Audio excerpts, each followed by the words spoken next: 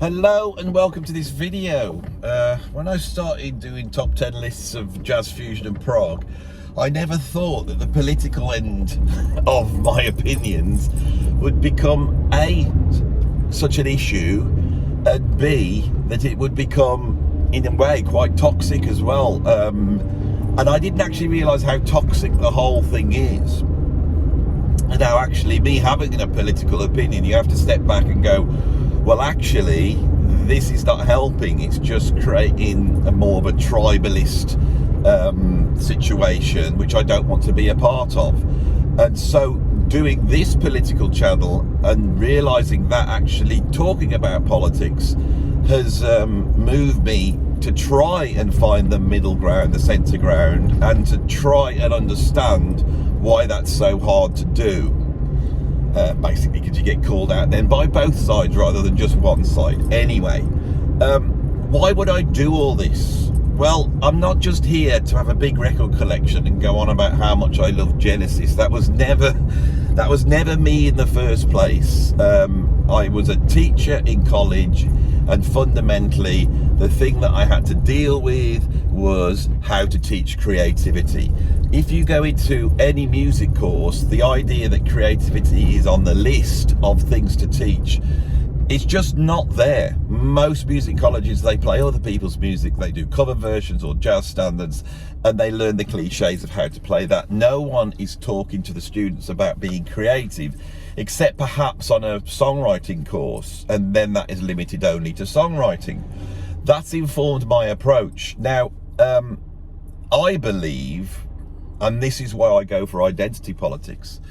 Identity politics is based upon fundamentally an ideology of conformity to that ideology, which is what most ideologies have. And in that, it requires some sort of control and some sort of censorship.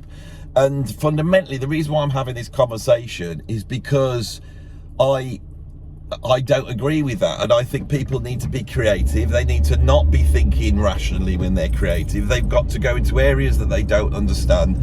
They have to say things they don't understand and do stuff and express stuff they don't understand. Anyone who's been involved in the creative process will know that it doesn't really feel like you are the person coming up with the ideas. When you find inspiration, it's like something novel comes from outside, and it is fundamentally a mystery. I have tried to nail it as much as I can here and discuss it in an intellectual and intelligent way, and not to fall into the cliches that are so easy to fall into if you have been ideologically captured by either sides of the political spectrum.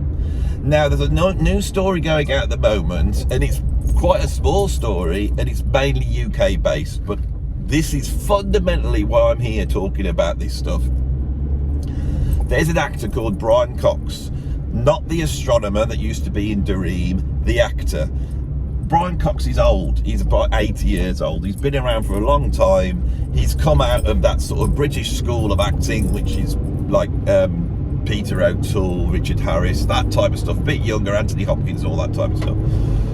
He's been in rehearsals for a TV show, I think, and the fellow actors and production company have put a complaint in about him to their union, saying that his behaviour is intolerable and should not be allowed. So they're trying to put some sort of limit on his behaviour. Brian Cox has come out and lashed out and said that he is tired of all this woke nonsense. Now, I'm going to try and get under the surface of what is actually going on here, because I saw this story, I looked into it, I've read around it, and hopefully my position as a creative person will help me to maybe suggest what's going on here, because it's not what people think. I know that those who are ideologically captured will jump to a conclusion because they are looking through this as a lens. Old white bloke blowing up, shouting at people. It's a white patriarchal male showing his dominance, you know, exercising his privilege, abusing those around him, right? That's a reasonable assertion to make, and it could be that there's actually a tiny grain of truth in that. And as I have said, I accept that, and we need that to be said, right? But when I was reading about it, when this has been going on, Brian Cox has turned around and said, I am not angry with you, I am angry with myself. Now, what we've got going on here is a creative process. And creative processes are terrifying. Creative processes are disturbing.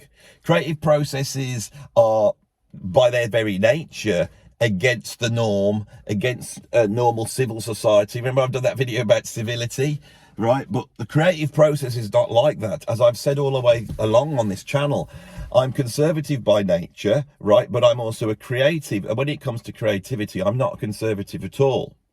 I know what Brian Cox is doing. What Brian Cox is doing is he is trying to change the nature of the rehearsal, and he is trying to put in some sort of energy. He's trying to add some sort of seriousness. There's a whole bunch of reasons why his process creatively would be to blow up in that rehearsal process. I understand that. I am not the actor that Brian Cox is. So I have nowhere near that level of talent in any shape or form. This is one of the greats. And I believe that we should afford him the respect to say, well, he's one of the greats. He knows what he's doing. And that process, we should listen to him and try and keep an open mind. Obviously, if he starts punching people or shouting racist abuse in there, well, even then, there could be an argument that in the creative, I say that to try and appease the identitarian left. This is the trap we all go into. This is the trap.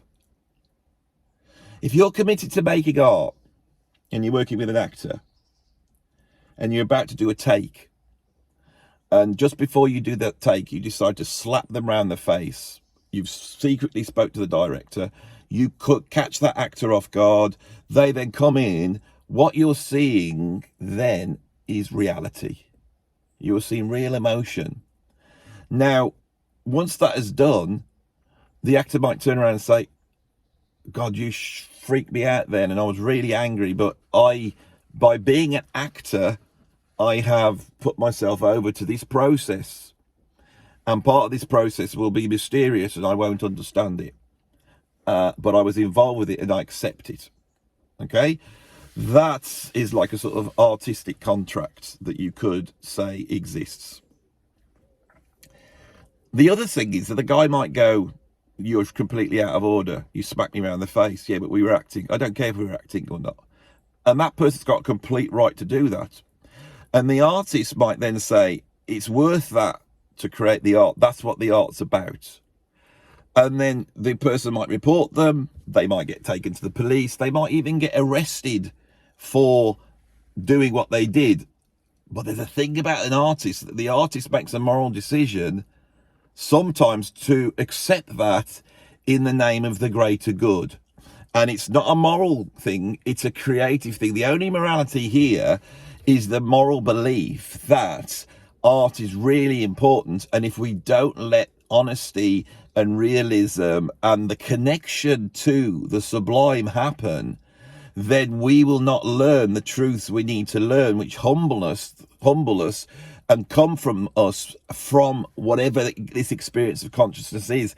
It's the sublime, which I believe is the to say in shallow terms, it's not really this, but this is, you get a slight tiny picture of the aesthetic process and what creativity is. As I've said over and over again, we see the world in object, subject, chaos, order, black and white, negative, positive. That's how we see the universe, and we're designed to see it like that. The universe isn't that. It is actually the sublime marriage of all that. And the artist can sometimes, you could have a glimpse into that. I've got an album on my Bandcamp called Beauty is the Beginning of Terror. That's a description of art. That is what it is. Beauty is our human experience of annihilation or submission to the great non-understandable situation in which we find ourselves. This is what art deals with. Science doesn't deal with this. Science tries to create a truth. That truth is useful and utilitarian, and we can build upon it and we can understand it. And that is one half of human experience. The other totality, because I've often thought art and science they are part of this dialectic, and I think I've said that on the channel. Now I'm starting to think, no, science is a part of art. Same as morality, ethics, politics, science, truth, fact are actually part of art. And that is why science is born out of art. Now, I say all this because there's a mystery here, and we have to humble ourselves and say that maybe Brian Cox, who is our resident expert on acting because he's old and done it for a long time, if we could put aside and take off the old identity goggles and not see him just as the category which we see up front, which for me is incredibly prejudiced, as being an old white male, right? And actually see him as being the expert on acting, all right? Now, artists are never afforded this luxury. Never. That our society can't do it. We will champion them, we will give them awards, we will say how wonderful their genius is, this and this, but by the same token we will destroy them, push them into the ground, force them towards suicide, mental health, all this type of stuff. That is based upon the machine of mass communication that, with the invention of the printing press, then exploded across the 20th century. So every creative artist has had to work within that remit, and the people who owned that, right, wanted control of the artists, and fight has gone on, and we know that fight so well that we can sort of discuss this, but the fact is it's not there anymore because the internet has changed it. It's changed it. So instead of people going into rehearsals, no one knows what's going on in those rehearsals. The rehearsals happen, the piece of art comes out, it's seen, mass communication spreads it all out. We watch the film or the play on television. That no longer exists. This TV series, this whatever, the play or whatever Brian Cox was working on, nobody will really see. It just gets lost in the wash of mass communication that's out there. What we do know about is what's going on in the rehearsal process, because it's been spread on social media. People might even have said photographs or filmed him. And that is a type of art, but it's a new type of art. It's the art I'm engaged in right now. The world has changed. And we now have a situation where Brian Cox is part of another type of art where he is no longer the creator of that. He is the object of another sort of tyranny that complains about the tyranny of Brian Cox by having the tyranny of going, look what he did, look what he said, and then he has to go home and go, what shall I say? What statement shall I say? And what it denies and what it will not accept is that what Brian Cox is engaged in is an artistic process. It's a high artistic process, and it doesn't take much imagination or sympathy to the creative process, if you think about it, to realize that to deliver acting's one of the weirdest of the creative pursuits. Really is. It's the art of lying. The actor is a liar, and they are at the service of the story, and the story is a tyranny. It's a godlike character that stands over the world and says, this is what's going on, look at this, and then this happens like that, and they move chess pieces a bit like gods on Mount Olympus moving people around. And of course the Greeks invented that in that idea, in that context that everything's ordained as a reason, but we have free will, and free will can stand up against that process, right? That there's an existentialist rage that exists within experience, that people really feel that. And so perhaps Brian Cox goes into that room and he knows that when he blows up, there is a change in the nature of creation at that point, and it becomes more about life and death than it was before. It's no longer just play. It's serious. It's about our existence in the world and the existential angst and pain which is contained within that. Right?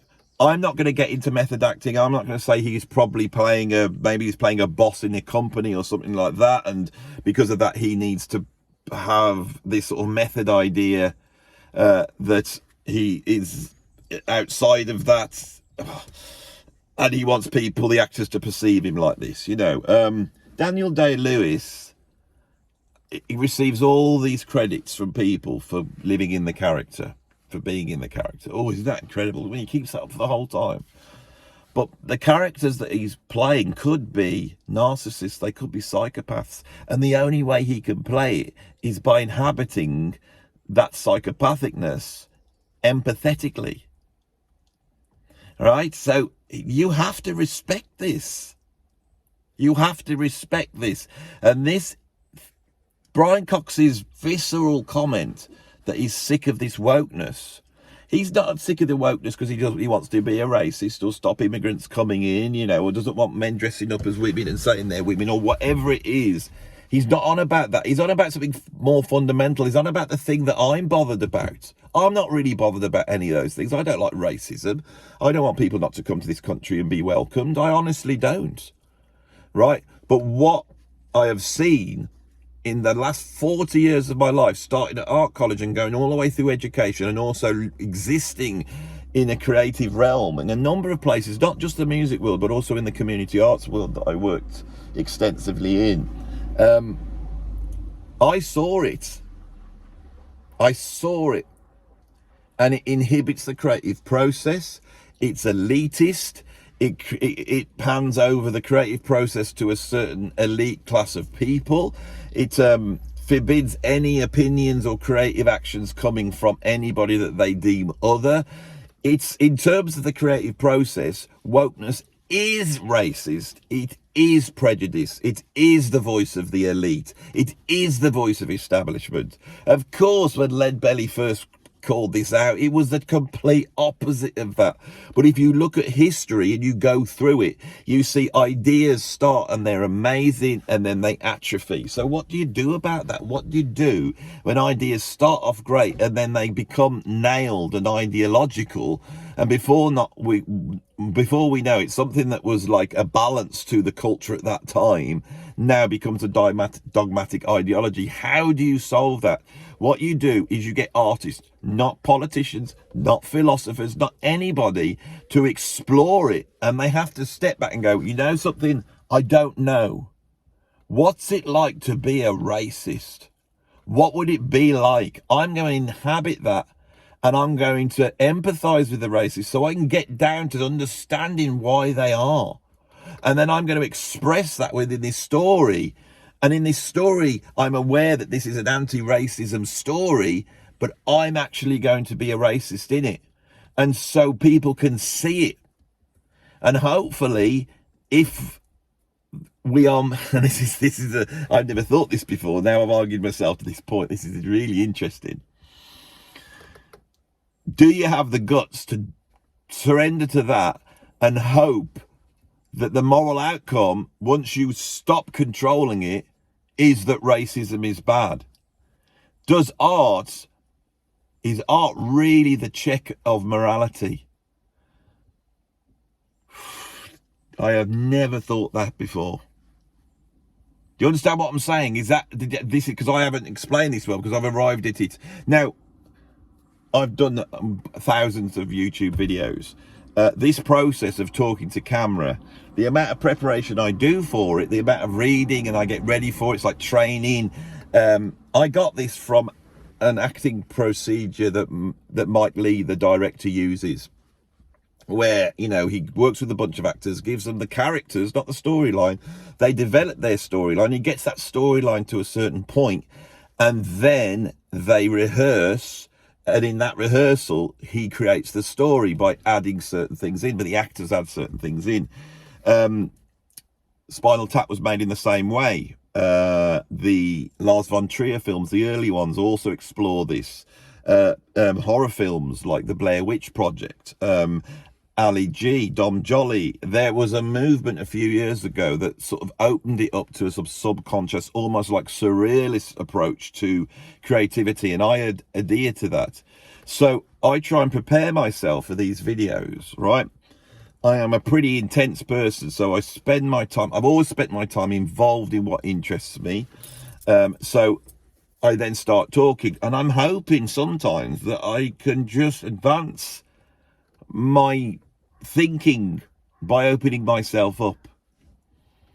We need art to question our morals, not to there and go, racism is bad, we shouldn't be racist. That's not art, that's dogma. An artist goes, why is racism bad? And they have to have the guts to go, I will accept any answer. And that might seem terrifying and horrible and immoral to the identitarian left or the authoritarian right, religious right. They're both as bad as each other as far as I'm concerned. That might seem terrifying. Okay? And I know you'd go, well, what if somebody,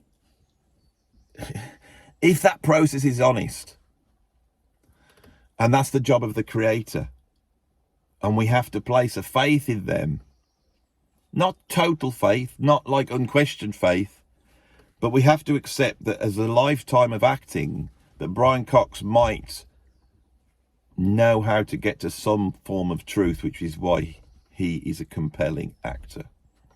When I read about this story, what was really interesting is people were saying his voice is so authoritative, he's so terrifying, he's this. I thought, yeah, because he's a great actor. You know, I've got a YouTube. I watch other YouTubers doing their YouTube, and I'm like, that's not going to work. You know why it's not going to work? Because I have no idea of how to do a YouTube. YouTube requires some sort of connection to truth. These people aren't connected to truth. They're liars. They lie. And you hear liars on video talking to camera, right? And they look you in the eyes and they lie. The only way to get to some sort of truth is to be able to harness the energies that exist in the world, and these energies are destructive and they're dangerous. And do you even want to mess with them? This is the deal with the devil. I've done the deal with the devil, and that's why I'm here, and I am cursed into this situation here. And this is compelling because that's something, that's acting, right? I couldn't do that when I started doing these. That's something that there's an energy that is there. And I know that just by switching that on, people go, whoa, whoa. You know, I have a dream that one day my children, you know, that is what politics is. That's what morals are. We have to let the arts in a Western liberal democracy that I believe is fundamentally based upon freedom of expression. It's not even freedom of speech, it's freedom of expression. You know. A philosopher once said to me, wisdom is the respect for truth and the appreciation of beauty. It could also be the appreciation of truth and the respect of beauty. I think I'm talking about the respect of beauty here. Thanks for watching this one. Bye bye all. I wasn't really angry. I was acting. It was just acting. Don't worry. I wasn't really angry. I was just putting it on. You don't have to get upset. I'll see you soon. Bye bye. Bye bye everybody.